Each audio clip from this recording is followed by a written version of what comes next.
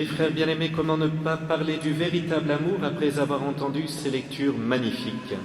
C'est un sujet extrêmement important et profond pour notre vie, et en même temps il est bon de le regarder à la lumière de l'enseignement du Seigneur, car qui mieux que lui peut nous parler d'amour, tout particulièrement notre siècle complètement perdu dans ce domaine.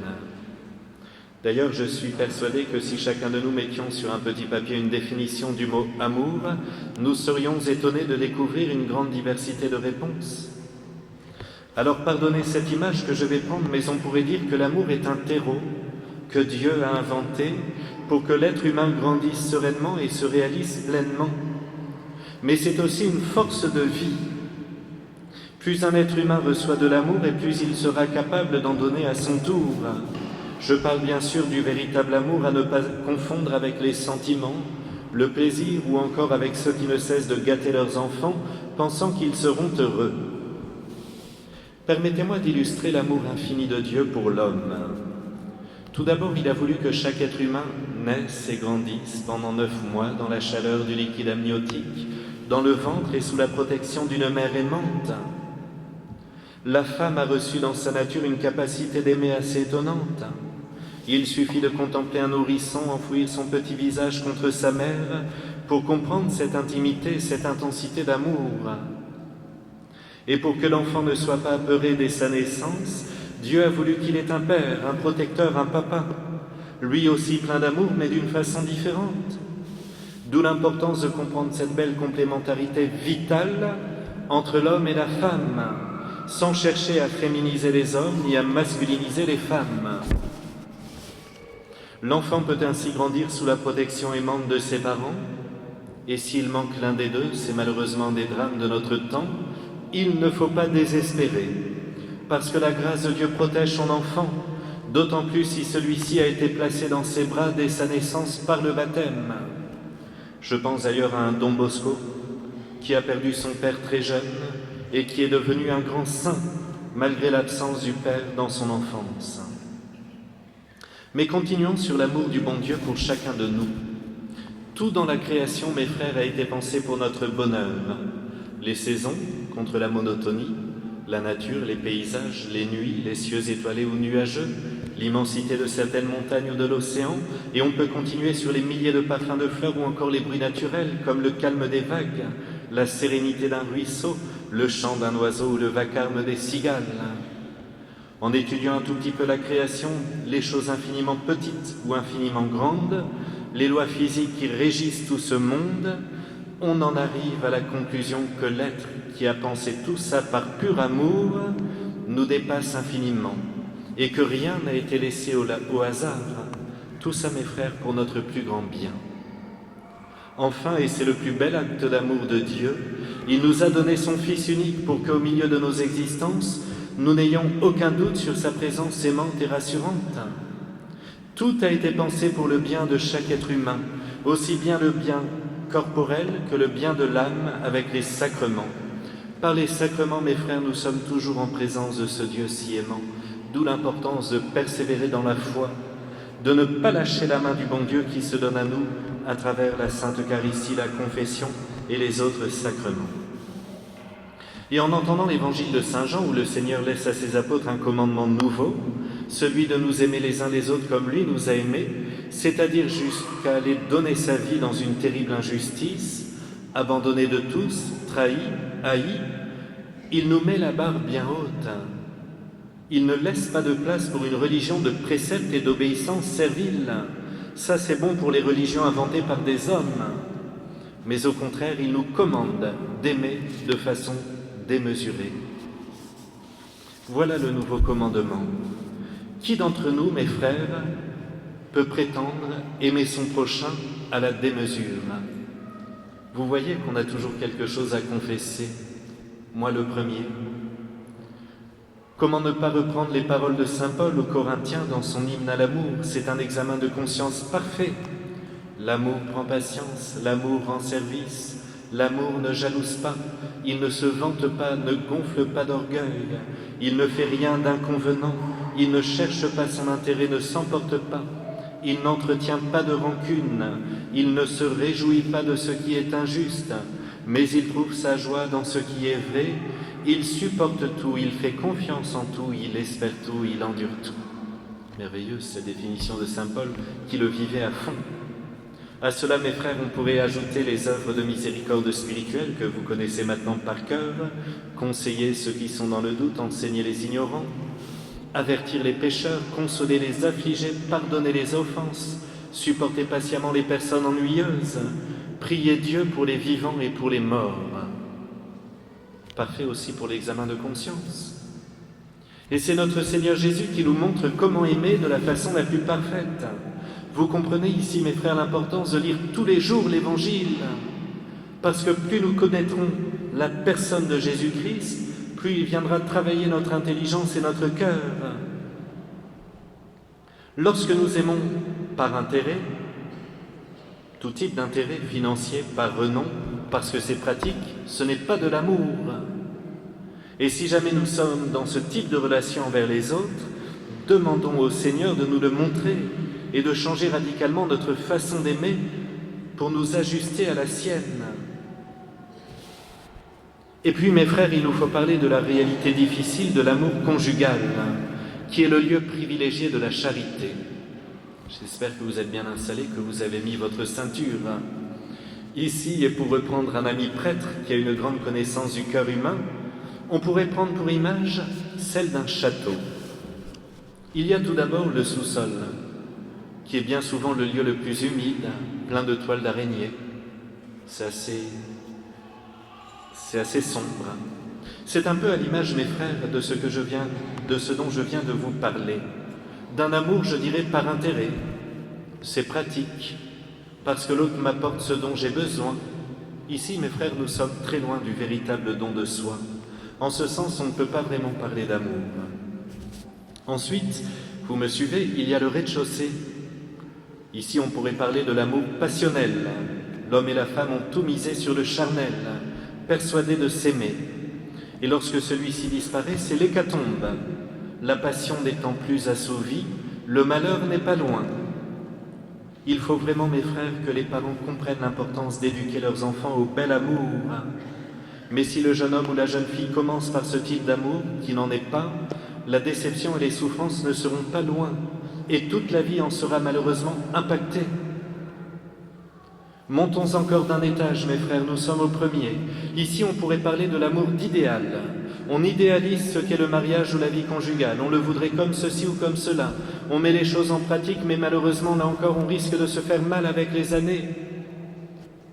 Parce qu'on n'est pas dans le réel, on est dans le rêve. Peut-être dans un idéal que nous avons vu dans des séries télévisées ou chez les autres ou les grands-parents.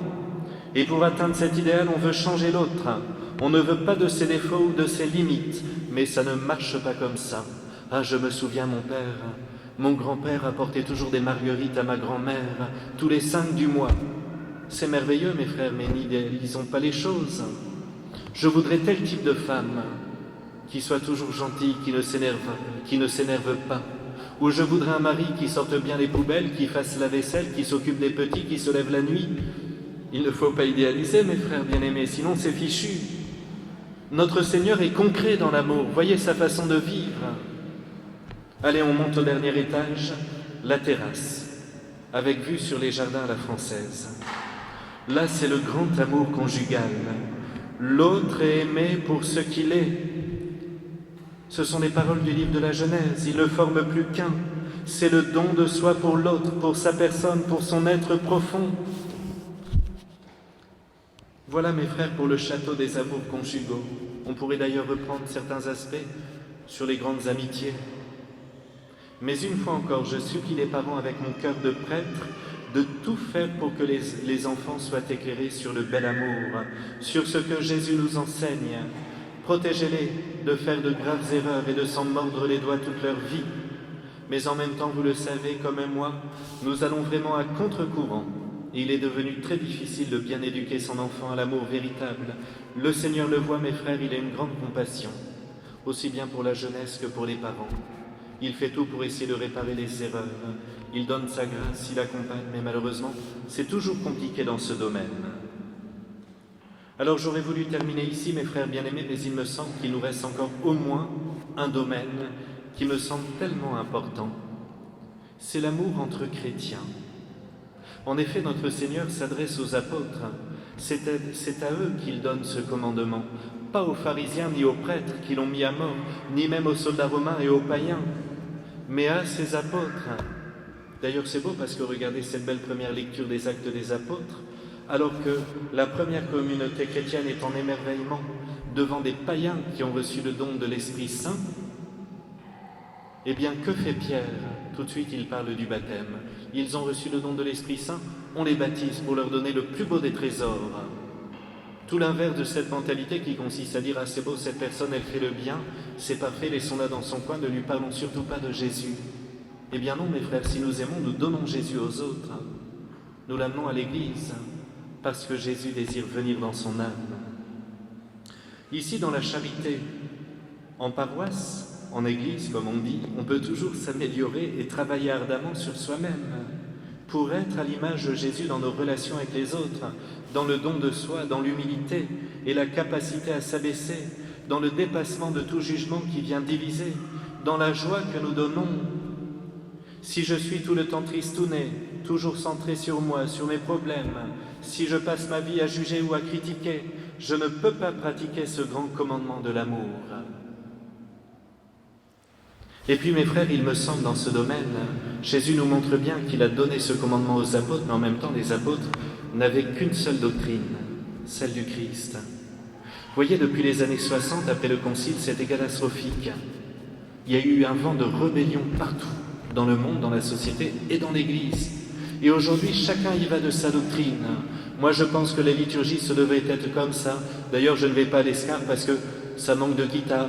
Moi, je préfère l'escarpe parce que ceci. Ou alors en théologie, oui, mais le prêtre nous parle tout le temps du démon, ou de l'enfer, ou du baptême, ou de la conversion. Quelle est la doctrine que Jésus nous a donnée? Il faut revenir à cette doctrine, parce que c'est elle, mes frères, qui va nous unir. Et si nous sommes unis dans la doctrine, nous serons unis dans l'amour. Et pour cela, nous avons, toute la théologie de l'Église catholique, les premiers siècles, les pères de l'Église, les conciles magnifiques, qui nous ont aidés à discerner, à mieux comprendre ce que Jésus nous donne. Alors mes frères, lorsque nous nous disputons sur la doctrine, vérifions si notre doctrine est celle de Jésus, ou si elle n'est pas celle d'un théologien bizarre qui a sorti je ne sais quelle théorie, ah oui, mais telle chose, ce serait pas mal, ou alors il n'est pas interdit de penser telle autre. Non mes frères, nous avons une doctrine magnifique, mais il faut se former pour être dans la charité concrète.